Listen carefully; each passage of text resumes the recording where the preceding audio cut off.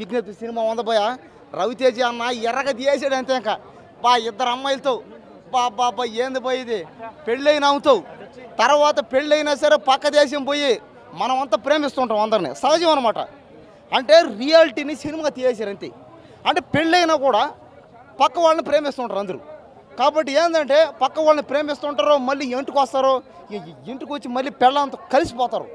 కలిసిపోయి మళ్ళీ ఆ సమస్య వచ్చి ఎలా క్లియర్ చేసుకునేది అనేది ఈ సినిమా. కాబట్టి సినిమా చూస్తున్నంతసేపు రవితేజ అనే అసలు ఎక్కడ ఒక పక్క మాసు ఒక పక్క క్లాసిక్ కానీ పాటలు ఉన్నాయి, డ్యాన్సులు ఉన్నాయి. ఓర నాయన ఇద్దరు ఉన్నారు. యాంపేరు డింపుల్ హై యాంపేరు గుర్తు రావట్లేదు ఎవరు ఉందామి హర్షిక డింపుల్. కాబట్టి హర్షిక ఒక పక్క డింపుల్ ఒక పక్క. హర్షిక అయితే వందబోయే హీరోయిన్ బాబా ఏమందరో నాయన చూడగానే ఫ్లాట్ అయిపోయిన అంతే. నేను కూడా ఏం చేస్తానంటే ఈ సినిమా చూసి పెళ్లి చేసుకుంటా.